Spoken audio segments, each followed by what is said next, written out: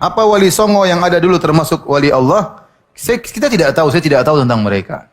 Saya katakan semua boleh jadi wali. Dan wali tidak terbatas pada apa? 9. Ya. Siapapun boleh jadi wali. Dan wali tidak diukur dengan apa? Kesaktian. Ya. Wali itu bukan stempel yang kita bikin. Wali itu dari Allah Subhanahu wa Ta'ala. Kita hanya bilang secara zahir ini orang soleh. Ini orang soleh. Ya. Tidak ada masalah. Tetapi kalau kita mengatakan dia wali, stempel seakan-akan wali ini berarti begini, berarti itu perkara yang gaib, kita enggak tahu. Tapi kita bilang zahirnya mereka orang-orang apa? Saleh. Semoga mereka wali-wali Allah. Jadi itu antara Allah dengan hambanya, rahasia Allah Subhanahu wa Ta'ala. Apakah 9 wali ada wali Allah? Saya tidak tahu. Ya. Kalau saya mau tahu, saya harus lihat perkataan mereka, amal soleh mereka, baru saya timbang dengan Al-Quran dan Sunnah. Kalau mereka ternyata sesuai dengan Al-Quran dan Sunnah, maka insya Allah mereka wali-wali Allah, seorang-orang saleh. Tapi berita sampai kepada kita, apakah bisa kita buktikan keotentikannya? Bahwasanya wali dulu begini-begini. Adapun cerita yang sampai kepada kita, contohnya Sunan Kalijaga. Mau jadi wali bagaimana caranya? Bertapa pinggir kali tidak sholat. Ya tidak? Dalam film kan begitu. Siapa yang dulu? Artisnya siapa? Kan dalam film saya nonton, saya masih kecil dulu. Sunan Kalijaga bagaimana jadi wali? Dia pergi ke pinggir kali.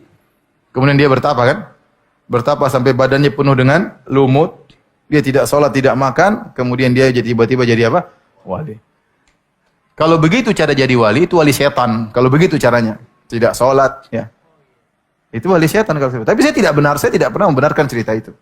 Kalau ada yang bilang ceritanya benar, saya bilang mana dalilnya? Sebutkan sanad Anda. Bahwasanya saya telah mendengar dari bapak saya dari kakek saya dari buyut saya dari njit. Bahwasanya dari Paijo, Paimin dan Juminten dia melihat Sunan Kalijaga di pinggir kali bertapa kemudian jadi wali. Taib, kalau kamu bisa menyebutkan sanadmu, rangkaian sanadmu, ini derajatnya bagaimana? Apakah mereka benar semua ataukah ada yang tukang dusta, apalagi suka nambah-nambahin, apalagi orang kita suka nambah-nambahin cerita. Ya. Ya makanya enggak bisa kita benarkan berita tersebut. Ini yang nulis siapa? Yang nulis siapa? Saya dulu pernah ada seorang profesor namanya profesor di kawan juga di UGM, dia punya buku tentang Wali Songo.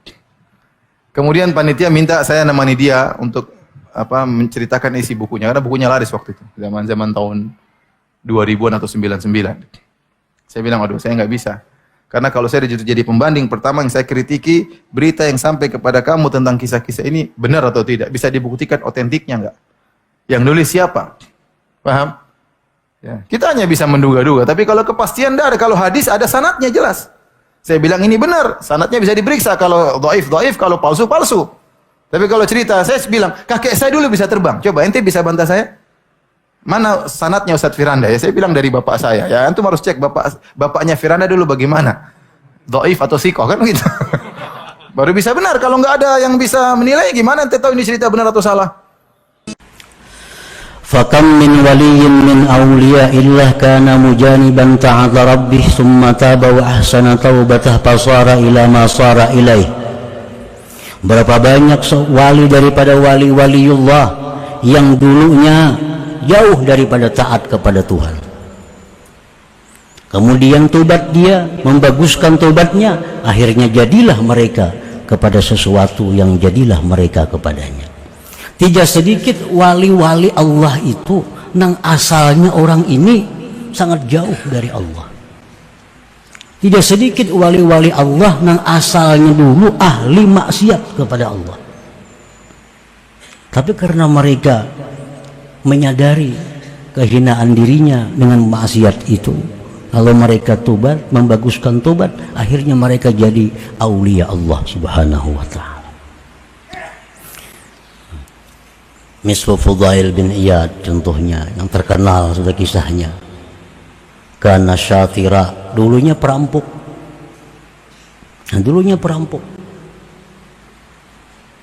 Kemudian tobat, membaguskan tobatnya, maka jadilah dia min kibaril aulia, aulia besar. Wa mislu utbatul gulam karena munhamikan pisar, dulunya tenggelam dalam kejahatan, minum-minuman, perjudian, perempuan dan lain-lain. Summa taba, kemudian tobat, wa ahsana taubatah, membaguskan tobatnya, fasara minal aulia, jadilah dia aulia Allah. Napa zambu idza awrasa khaufan min Allah wa taubah khairun min ta'atin awrasat amnan wa ujba. Maka bermula dosa apabila menimbulkan ketakutan kepada Allah, menimbulkan tobat, maka dosa itu lebih baik daripada taat yang membuat dia merasa aman dan ujub dengan dirinya. Ini dosa, maksiat, tapi mbak itu takutan lawan Tuhan, takutan lawan Tuhan, lalunya bertobat.